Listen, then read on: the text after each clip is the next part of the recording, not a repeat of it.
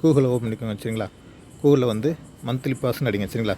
Monthly பாஸ்ன்னு அடித்து search கொடுங்க சரிங்களா. அதில் சர்ச் கொடுத்தீங்கன்னா அடுத்து ihmsl.co.in ஃபாஸ்டாக் யூஸ்னு ஃபஸ்ட்டு ஒரு லிங்க் ஓப்பன் ஆகும் சரிங்களா. அந்த லிங்க்கை கிளிக் பண்ணிக்கோங்க. லிங்க்கை கிளிக் பண்ணால் அடுத்த ஒரு பேஜ் ஓப்பன் ஆகும். அதில் பாருங்கள் 5 மந்த்லி ஃபாஸ்டாக் அப்படின்னு சொல்லிட்டு அந்த ஆரஞ்சு கலரில் இருக்கும், அதை கிளிக் பண்ணுங்கள் சரிங்களா. இதை கிளிக் பண்ணோன்னா அடுத்த ஒரு பேஜ் ஓப்பன் ஆகும்.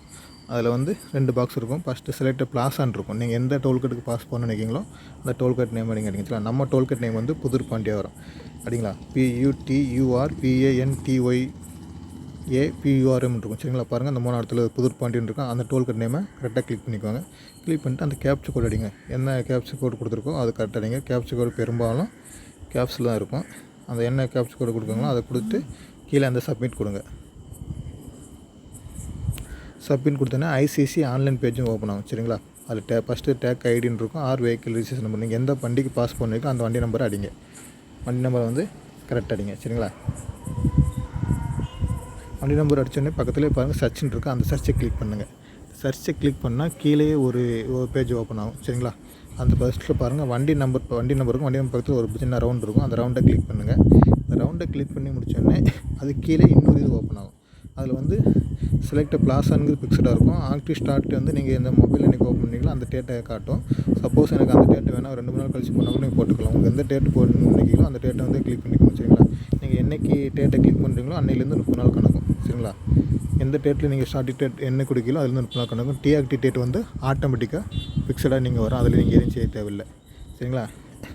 கிளிக் பண்ணி முடிச்சோன்னே அடுத்து கீழே பாருங்கள் செலக்ட் பாஸ் டைப்னு இருக்கும், அதை கிளிக் பண்ணால் மந்த்லி பாஸ் மட்டும் வரும், அதை நீங்கள் கிளிக் பண்ணி வச்சுக்கோங்க.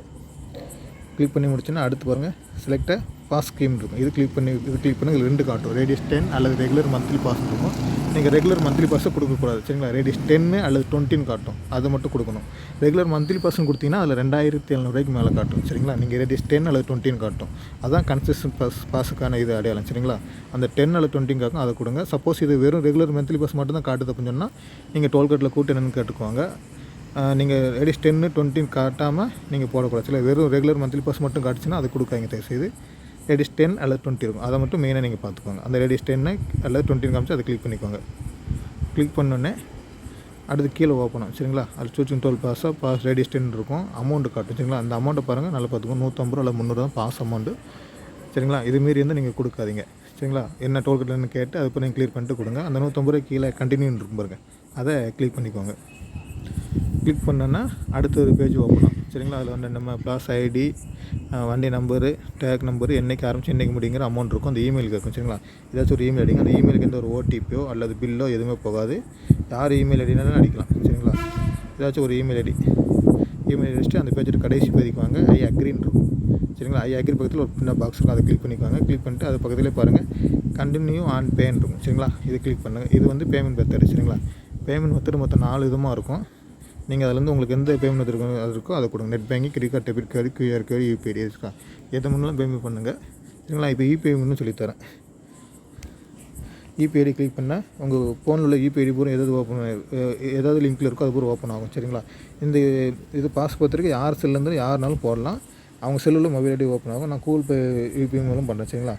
கூகுள் பே கிளிக் பண்ணிட்டு இந்த ஜஸ்ட் 1 C கொடுக்கேன். ஆட்டோமேட்டிக்காக நம்ம கூகுள் பேக்கு போயிடும், அமௌண்ட்டு போயிடும்.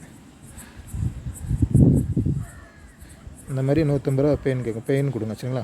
பேன் கொடுத்தா வழக்கம் போல் உங்களுடைய சீக்ரெட் நம்பர் கேட்கும், அது கொடுத்துட்டு நீங்கள் பேமெண்ட் பண்ணுங்கள் சரிங்களா.